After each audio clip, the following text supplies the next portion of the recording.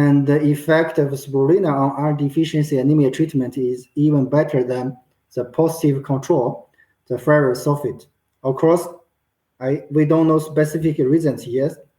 That's actually what I'm working at ETH to answer. Why?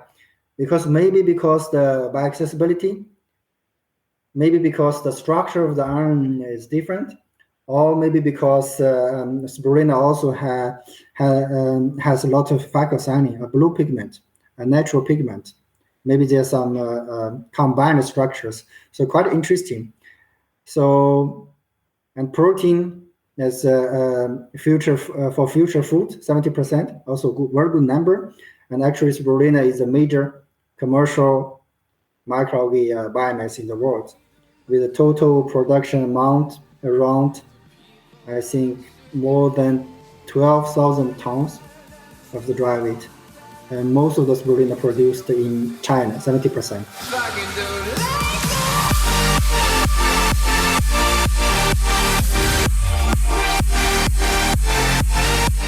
I am today accompanied by Gao Fengzheng. He has been doing a lot of research in the application of microalgae to the acquisition of micronutrients in order to treat deficiencies. Hello, Gao. How are you? Hello, Alex. Very good. You are good? It's a pleasure to be able to talk with such a distinguished researcher as you are. I've seen in your CV that you have 23 publications, on which most of them have been featured by you as the principal contributor. And given that most of the PhDs can be acquired through the doing of 3 publications, which are connected in some way, the fact that you are so young and have been able to do 23 publications in your back is something I would consider to be remarkable. Thanks a lot, Alex. First of all, thanks a lot for this invitation. I really like to have such a conversation to introduce my research, especially about microalgae. Yeah, actually, I worked on microalgae for more than 10 years, and I did actually 2 PhDs, one in China, one in Netherlands, about different topics, but all about microalgae. From microalgae production to single cell selection, to functionality assessment of microalgae valuable compounds. So different fields. I do like a lot about microalgae, and I believe a lot of microalgae. That's why I work a lot and for more than 10 years to generate some output. And so currently now I'm working at ETH as an established researcher to investigate the potential of using microalgae for iron deficiency anemia treatment and micronutrient deficiency treatment. It is very surprising to me that the microalgae that we talked about in the first instance when we met can be used in so many ways to further the flourishing of humanity. I would like to give a short explanation of how my view of microalgae and more in general human flourishing is, so that people can understand why I was so surprised by your research and how in the moment we met in that conference, that is why my immediate reaction was that this was very promising, and this is why I wanted to have a conversation with you. I think that creating a way of giving access to everyone in the world to cheap, reliable, abundant food, especially healthy food, would completely revolutionize everything. Because we are machines, we are built of certain components, and we need repairment and changing of these things. We need proteins and many things on which you could most probably explain in a much more eloquent way than I can. So we need a lot of things, and these things can be produced in certain ways, but the magnitude of the efficiency increase that can be achieved through microalgae is so massive that I think we are still not being able to realize the potential of it. Because right now, what we do as a society is have plants absorb energy from the sun, then take the carbon dioxide, photosynthesis, they absorb the carbon, and instead of eating those plants, most of the people, what they do is feed that plant into an animal. The animal eats it, wastes like 99% of the energy, and then that plant, that animal, we eat it, and then we transport it, and we assume all the inefficiencies in the process. And the microalgae would be not only the first step in the nutrient chain in our environment, but they are also very efficient at absorbing nutrients and producing the micronutrients in which you have been delving into. Correct me if I'm wrong. Yes, exactly. This is exactly the microalgae can do. For instance, I can introduce a little bit about just example like iron.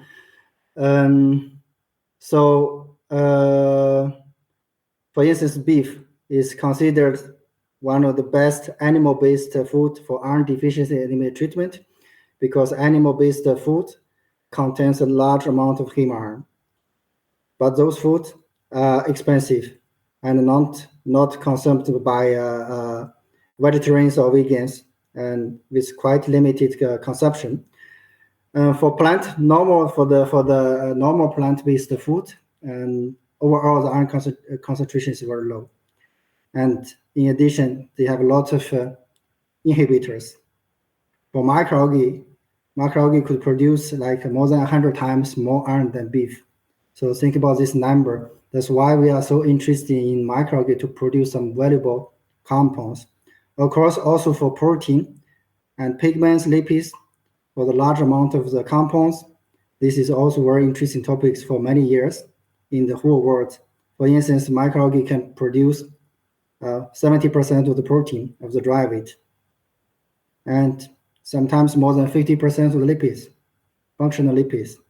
So we could expect a lot from microalgae, and they can use CO2, they can use light to produce this biomass from single cells. And of course, some microalgae species can also use organic carbon to combine the heterotrophic and the mixed trophic and autotrophic to a mixed trophic way. So there are a lot of potential to produce high value compounds and future food from microalgae. When you mentioned that microalgae has a potential 100 times higher than beef of production of iron, what input were you making reference to? Energy, water? This is just, to be honest, this is a concentration. So for instance, overall, if we take average of the iron from beef, it is around, let's say, 10 to 30 ppm is milligram per kilo. But for microalgae, for instance, spirulina could contain iron reach to like more than 2000 ppm. So think about 2000 compared to 20 ppm. So this concentration could be more than 100 times higher compared to beef. But of course, we are going to test the absorption of the iron in human cells because even the concentration is much higher. We don't know if the absorption is the same or not, because from beef, from salmon, from fish, those iron are heme iron. So the absorption pathways are different. So at ETH, what we are doing, we are compare the absorption from microalgae and to compare to beef, to fish, to understand what is the form of iron from microalgae and what is the bioaccessibility, bioavailability, and bioactivity. So to have a clear picture what we can do with this iron from microalgae. So it's not the same having the raw factors, in this case the element of iron, put into your bloodstream and have your body absorb it. Those two things are separate. In one case we're just talking about how much of that thing you have, and in the other case how much of that you can absorb and use for your vital objectives. Exactly. This is a very important thing to think about it. And actually, to be honest, there are many algae experts working on algae production, but there are not so many food scientists and nutritionists working on the absorption of the compounds from microalgae. So at ETH, we are filling this gap, and we are collaborating with. So this project, the project what I'm working is a joint project between Sustainable Food Processing Group So, and the nutrition and metabolic epigenetics. So these two groups with different expertise. So we can answer how to produce biomass with highly bioavailable iron. Then we can also answer the questions, how much percent of the nutrients from microalgae could be observed and what is the activity after absorption. So sometimes we tell people, for instance, one food, for instance, microalgae contains more than 70% of protein, but we don't know how much percent of the protein are accessible to your absorption. And even we know how much accessible, you don't know how much could be absorbed by your duodenum. And even you observe them, you don't know what is the functionality, what is the activity. So it's the same to other food or different. So this is what we are going to answer. And we do have an expectation microalgae could have a better performance than traditional iron supplements because they are photosynthetic microorganisms. They have chlorophyll, and chlorophyll structure is very close to heme. So we expect some innovative findings to understand the absorption of the microalgae, the iron from microalgae, compared to the conventional food. I am currently trying to put on some muscle and talking with a friend who is much better educated than I am in terms of chemistry and in general food sciences. He laughed at me when I mentioned that I was trying to maximize the number of in every packet of food it says how many proteins per 100 grams, and I was trying to maximize that and get to, let's say, 200 grams per day of consumption, and he was laughing at me because he said that that number is such a rude measure of what I need that it doesn't say almost anything. And me trying to maximize this single measure only evidenced how ignorant I am of how many different aspects of every micronutrient there are. And in this case, a macronutrient of protein is segregated in so many fields, which one type of proteins could be less or more bioavailable for my purposes. And yeah, I think he made a good remark mentioning that I cannot focus in a single measure and try to maximize it to be happy with it. There's so much nuance. Yes, exactly. Yes. So for instance, the iron from plant-based food, even you know the concentration, there are some guidelines from WHO, FAO. For instance, the bioavailability of the iron from plant-based food in general will around 5 to 15%. So you can imagine that only 5% of the iron from plant-based food could be absorbed by your body.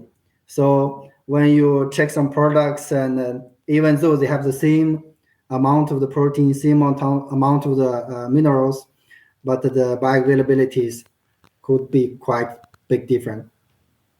I had an idea a few years ago, which I would like to share with you. I think I already did when we met, but it's very interesting to me, and I would like to have to put on the table some facts by you, which I'm completely oblivious to.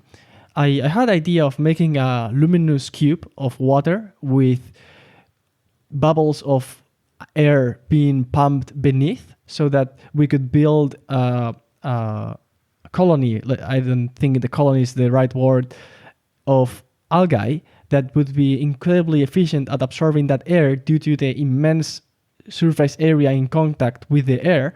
And we could introduce some LEDs emitting the right frequencies for the maximization of the photosynthesis, and that air would maybe profitably be injected with some extra carbon dioxide so that we can maximize the amount of chemical reactions that would further our objectives.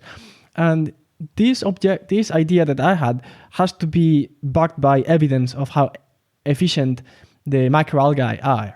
For example, how do you have an idea of the conversion rate of energy from the sun or from these LEDs to the carbon absorbed in the algae?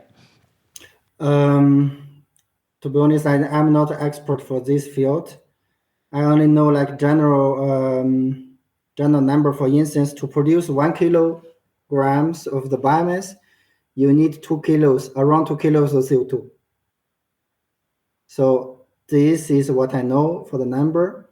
But there are many fundamental publications about the photosynthesis deficiency, gas exchange, and different light spectrums, and also depends on the species. So different microalgae species have different photosynthetic efficiency and also depend on the parameters. What I did a small experiment before in the Netherlands, for instance, to use different light spectrum like blue light, blue red light, white light, to use different light. For specific microalgae, you could produce some specific compounds because under certain wavelengths, you could increase the photosynthesis, you could increase the energy transfer to the target products. So actually, this is a very interesting topic, but unfortunately, I don't have too much data in details. What I find the most fascinating about this topic is that natural selection allows us to have different branches of microalgae and then see which ones maximize the feature that we are looking for, and then use that as a much more efficient way to further our objectives than the raw version that we found in nature. Which are the different areas in which we have been able to do this artificial selection to further our objectives? That's a very important topic actually, because for microalgae industry, the strains are very important.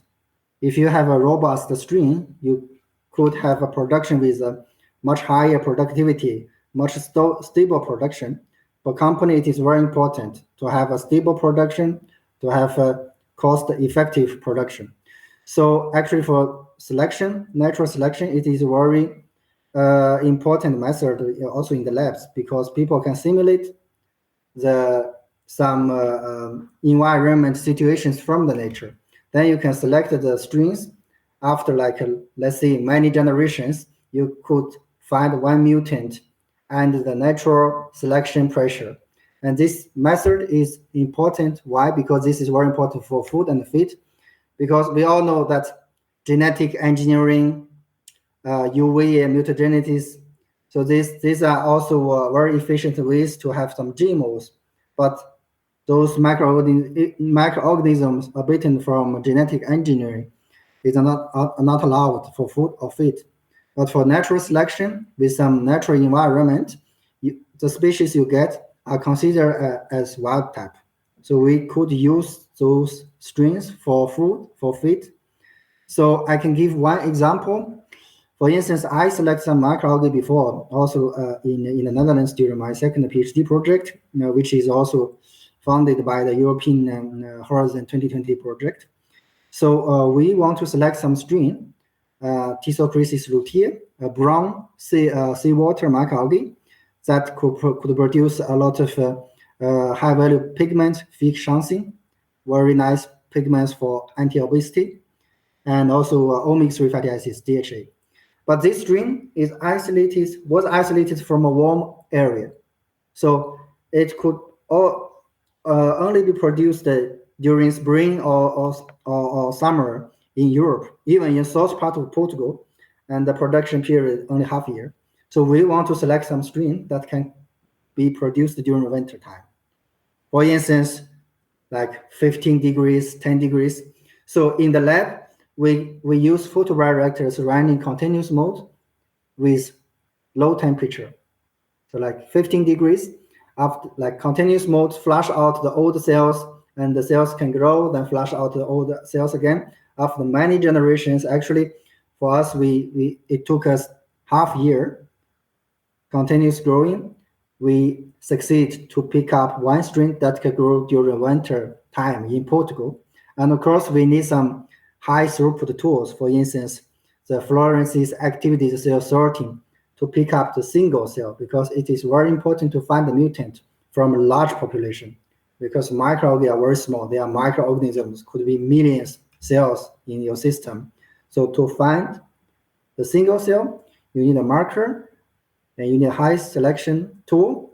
Then you can pick up, like lucky enough, you can find like improved strains then they can be produced, let's say, during winter or during very hot temperature, because now the climate change, there are some heat shocks somewhere. The algae will have crash for industry. If you have a strain that is resistant for high temperature, for low temperature, then you can get a very robust strain for the industry. Wow, this is very interesting. Let me see if I got right what you mentioned.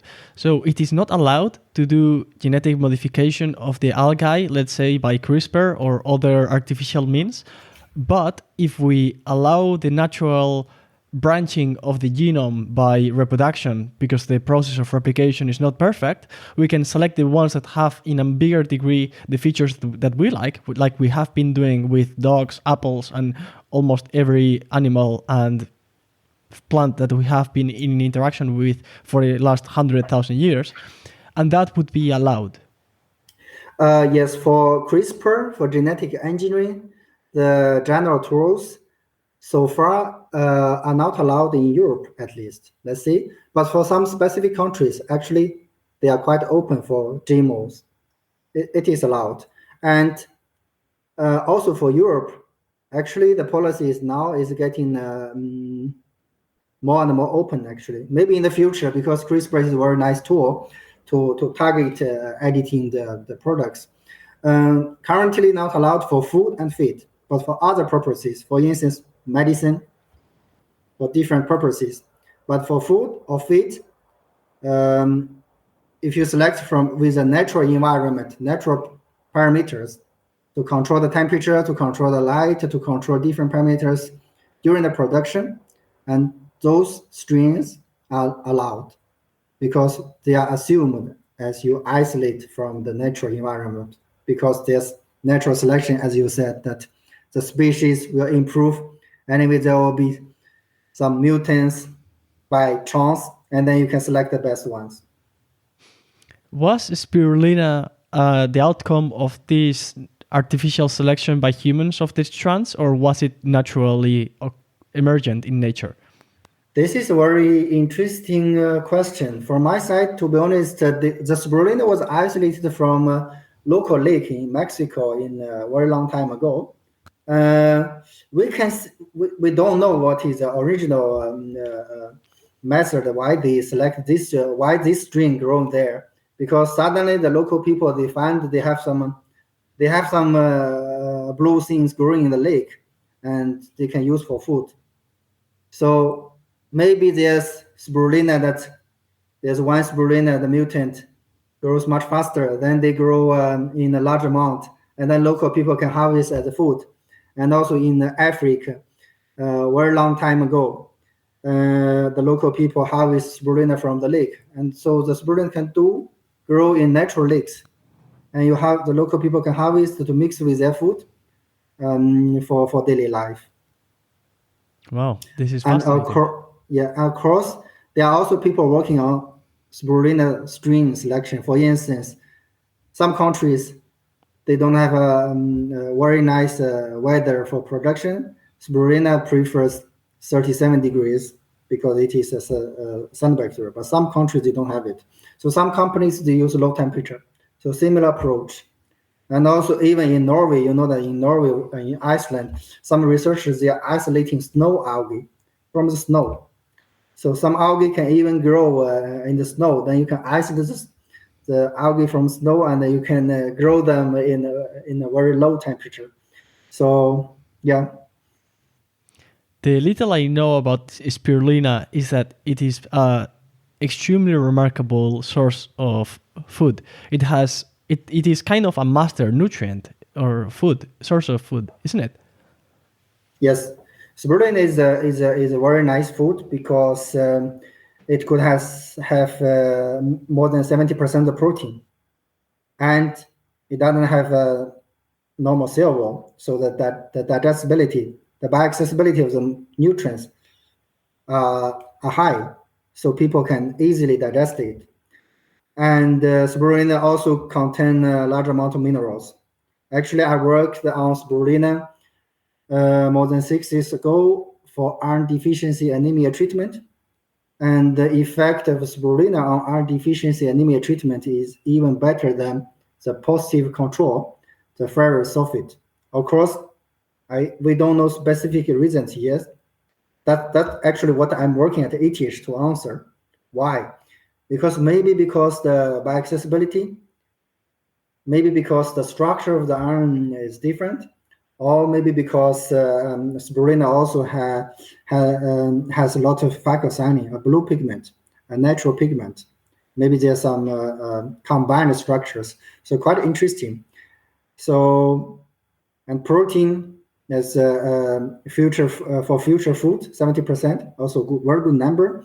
And actually spirulina is a major commercial microalgae biomass in the world, with a total production amount around, I think, more than 12,000 tons of the dry weight. And most of the spirulina produced in China, 70%. Wow. I've had many women around me in my life who have had problems of iron deficiency, especially during the time of the period in which the body exerts a lot of iron through menstruation. This is a very tough moment and you feel very weak and not able to exercise. So this is dramatic for the women I've seen around me who have suffered from this. This kind of treatment is revolutionizing. Yes, actually, mineral deficiencies is the biggest nutritional problems in the world.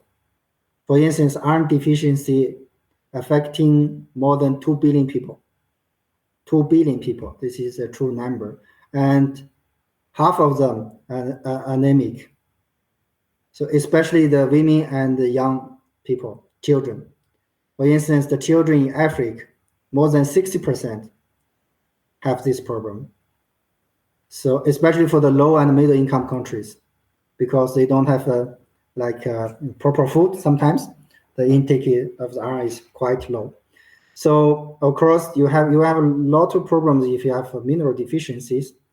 People, to be honest, from my side, people pay more attention to some diseases like cancer, diabetes, obesity, because it's a huge problem. When you have problem, you suffer a lot. But for micronutrient deficiencies, sometimes you have some low levels, you don't feel too much, but you have a lot of side effects. Then people don't care too much, and they always fluctuating, have some situation. But then if you have a relative long-term mineral deficiencies, there could be a lot of diseases associated to iron deficiency, and there are a lot of research about it. For instance, obesity, diabetes, there's some correlations. So to reduce the risk of not only micronutrient deficiency, this problem, but also to reduce other health problems. So it's good to have proper iron sources to avoid the micronutrient deficiencies. Do you know the possible metabolic reasons of why it is specifically women and children, the ones who suffer the most of iron deficiency and not men? To be honest, for women, it's clear that the young women, they lost the blood each month. So this is a hemoglobin connected to iron. So this is a very important reason. And for children, the absorption and the food. So this is also a bit different. So that's why it says, and for children, we always think about to give the best nutrient because they are developing. Yeah, given that you're working in a lab which touches on epigenetics, let me posit here a fascinating hypothesis which you might be interested in further researching in the future. I think that this is just a complete speculation on my part. Given that women have had all of the evolutionary pressure to develop resistance towards the loss of blood due to the 1 time per month period that they have been dealing with since humans are humans, I speculate that at a epigenetic level, women have to be adapted to these laws in some way. I have no proof, no evidence, no nothing, but if we can find the epigenetic changes that makes women, because my hypothesis could be proved if we make men lose the same amount of blood per month and see how they deal with it, proportional obviously to their weight. It's a 15% correction we could do. And if we see that men perish in these conditions of the same amount of blood being lost, we could start to speculate about a epigenetic adaptation that has occurred only in women, which would be very remarkable, and we could start discovering how this works. Yeah, I think you are really going to a deep level now. To be honest, I cannot answer a question about epigenetics because my background is not about epigenetics. But could be a very interesting topic for Professor Ferdinand von Meyer, who is the head of the nutrition and metabolic epigenetics. He knows a lot, and actually we have team members. They are working on different topics about epigenetics, but my topic, nutrition, is a bit far from that direction. This is, unfortunately, I cannot answer in a proper way, I believe. But what you proposed from my own side, let's see, not in a very scientific level. I think it's a very interesting. It's a very interesting proposal. Yeah, maybe if we created those changes in men, they would become feminized, and this can completely destroy their metabolism, so maybe it wouldn't be good. But anyways, in general, I see your project as incredibly optimistic. I think this is one of the brightest fields of research, in my opinion, because I see human ingenuity as the last bottleneck in every sense. If you increase the human ingenuity and you allow people to discover new ways of increasing the efficiency of the process we have been having until now, you can make everyone rich. And if you look at the graphs of the percentage of the population who are poor, the historical, you see a dramatic fall in the last 200 years. And this is so remarkable, and no one is talking about it, that there are like 200,000 people coming out of extreme poverty every day for like 50 years. And specifically in where you come from, in China, China has had a dramatic improvement in living conditions. This is very, very good. And India is following a bit behind China. I think that your research has the potential of increasing the efficiency of food production by a few orders of magnitude, because you go to the fundamental, you go to the more basic bare bones elements. You see sunlight, air, plant, and you allow the interaction to occur, and then you harness the output. This is so optimistic. Would you agree with me? Thanks a lot for the kind words. Yes, this is why we are also very excited on this project. So before in our group and for microalgae, people work more on protein, pigments, lipids, and from 2022 December, I joined the team, and we started also look for micronutrients and new micronutrient deficiencies, which is a very important topic. So as you said, that more and more people they are becoming they have a much better conditions than before for food. But the thing is, unfortunately, for to be honest, for the iron deficiency problem is still there. It's still a huge number. For over the decades, the problem is still there. Of course, this is an extremely serious problem for the low and middle income countries, but also for high income countries like developed countries. Even in Switzerland, the problem is still there. So we also have some reports about the iron deficiency population in Switzerland, and in Switzerland is a very high income country, but still people have the problem, especially the women. That's why we want to understand, and we want to find some innovative way. People always talk about novel food, and different strategies. But there are some, I think there are some gaps. For instance, as I said, algae production experts, they know a lot about microalgae. They don't know too much about nutrition. And nutrition experts, they know a lot about nutrition, different things, but they don't know too much about microalgae. You cannot connect them.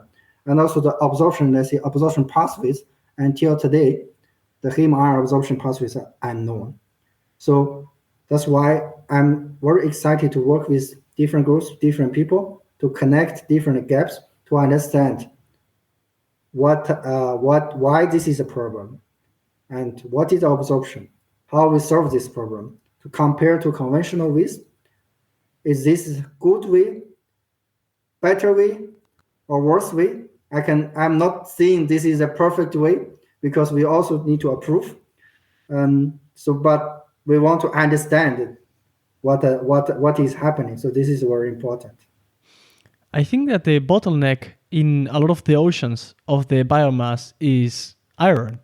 And I've seen some videos of people throwing tons of iron into the ocean in form of dust. And after a few days, the amount of biomass has multiplied, maybe not days, but weeks and months. Can you explain a bit on how iron is the bottleneck for living beings in the ocean? Because in general, the iron concentration in the ocean is very low. In general, natural environment, it is very low. So iron is a limitation for growth of many organisms. Because of very low concentration, some microorganisms, bacteria or different microorganisms, they could produce a secondary metabolite called siderophone. So siderophone is a secondary metabolite the cell can produce around the cell, and this siderophone works as arm, like arm. Then they can grab the arm to deliver to the microorganism. So more or less, this is a balance that they don't have a lot of arm, so they grow with like a limited growth rate. Then the divorce of the organisms are in a natural way. But for instance, if you put some iron, throw some iron in the ocean, the iron is a growth factor. Some microorganisms can use iron in a very quick way. So then they double, triple, and a lot. This could be then this string could be the advantage string. There will be problems for the divorce of the microorganisms. So that's also something that is from a natural environment. When we break the balance, something will happen. Sorry, I didn't catch that. Yeah, when we break the balance of the parameters, the environment, then something will happen. The species changing, different things. Yeah. We don't know the long-term consequences of completely obliterating one of the main bottlenecks in nature. To be honest, from my own side, I cannot claim that it's because also the temperature also changing, different things happening. So we don't know from my side, I don't know like a bottleneck, like what is a specific like factor for that. Mm-hmm. And even if we added the iron and it was indeed effective for the reproduction of a species in the oceans, we don't know which kind of strands will be reproducing the most. So maybe the balance of the biodiversity could be completely altered. We have to be very conservative on these things. Yeah, actually, I don't know, but this part is there are some scientists in the world, they have a proposal, famous scientists, they called iron pollution in the ocean to solve climate change. This is a crazy idea because if you put a lot of iron, easily the algae will grow a lot. It's a bloom. Then they assume the algae can use iron to have a large population to produce a large amount of CO2, to absorb a large amount of CO2 and produce a lot of oxygen to balance the climate change for the whole Earth. But if we think about it, we don't know if this is a problem for the fish or other species. Of course, very important and very crazy idea because many years ago, a billion years ago, that there was no oxygen in the Earth. The cyanobacteria, microalgae, they produce oxygen. So photosynthesis, oxygen, some crazy ideas could be linked, but I don't know. I'm not sure if this what will happen now for that. And actually, until Many people they don't know, for instance, what is the oxygen producer for the whole Earth. Maybe people see the big trees, crops, but actually 70% of the oxygen produced by algae. For instance, 50% produced from diatoms from the ocean.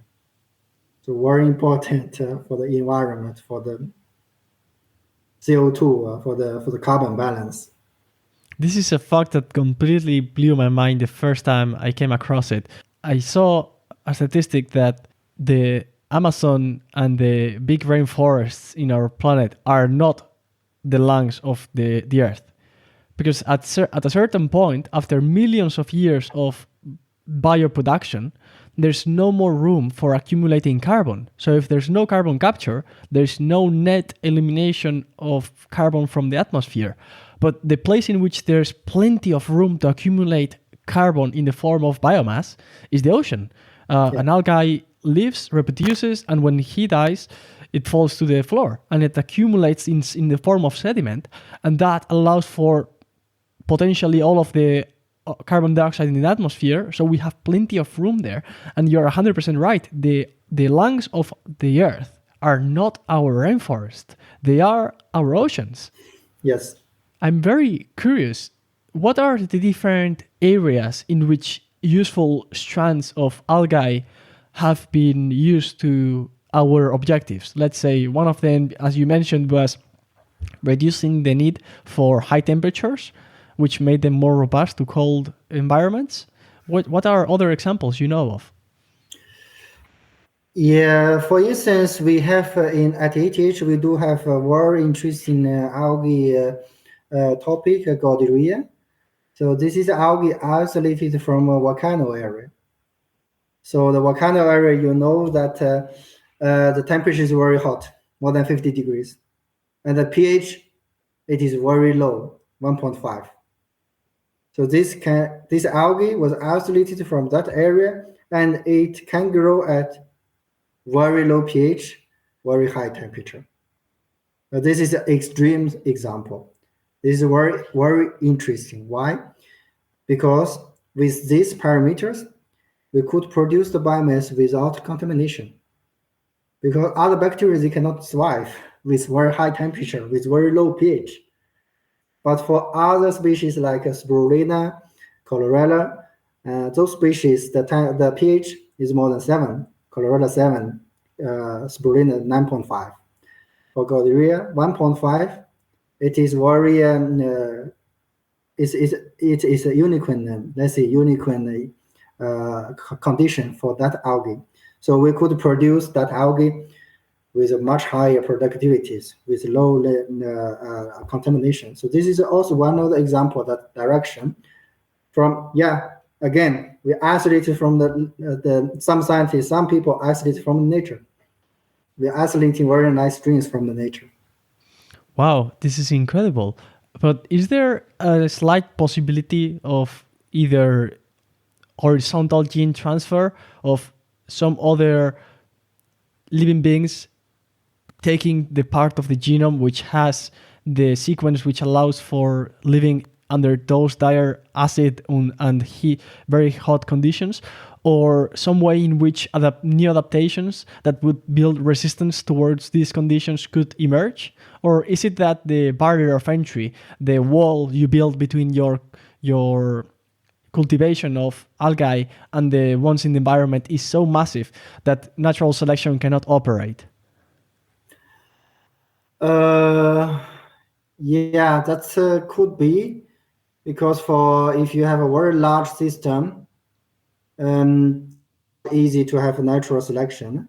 In general, the natural selection is from a very specific, let's say, specific area, small system, or like the volcano is very specific. In the lab, you put a very small, like reactor, not very big, then you have a higher chance to get a mutant. So if the system is too big, of course, probably maybe you have more diverse, you have more possibilities because you have more cells. But then you also have a challenge to find it, to find the mutant. So that's very complex. I would say that's very complex situation. I always fear that at some point we will discover a mutant that has so much fitness in comparison to what nature has been able to produce that it will overtake the world. Let's say in a virus or in a plant which spreads too much. Do you think this is science fiction or is it a possibility? Yeah, this again, I don't know if this is scientific. Someone talked with me before because, for instance, the climate change and the temperature is much higher than before. Some bacteria from the, let's say, from the frozen air area, they never wake up before. But now if they wake up, they will take over the world. For instance, some fungi or something, and there's no limitations for them. Then all the resources, they take it. So to be honest, I'm not an expert. I don't know. The theory is there. I would not say it is impossible, but I also don't know if this is possible. It's or this is like let's see, over talking a bit. But for microalgae, for instance, for this species like pH 1.5, there's no risk. Why? Because our environment is neutral. They cannot survive. They can only grow at specific conditions. For instance, in reactor, you should provide the condition, then they can alive. If you release them to the nature, they die because the pH is not good for them. But for other like climate change, some species, fungi, different things with a high temperature, we don't know. So yeah, that's very interesting, actually very interesting topic. I think more and more people are talking about it because with climate change, with the environmental change, there are a lot of new things are happening. Luckily, in nature, there are many more variables than the only one we select for. Yes. This would be analogous. Yes, I think we should believe the balance ability of the nature of the earth. It will give a balance. If you have a bad bacteria, maybe another bacteria will balance it. This is analogous to in MMA, people who specialize in judo or in karate. They are very good in doing the thing they are specialized in, but then they meet someone from jiu-jitsu or someone who has a more broad amount of optimizations, even if he's not the best in any of the specific areas, and they beat them because there's so many other variables for which you have to optimize. Yes. And you cannot do it for all of them in a lab. Yeah, true. That's I agree. Yeah.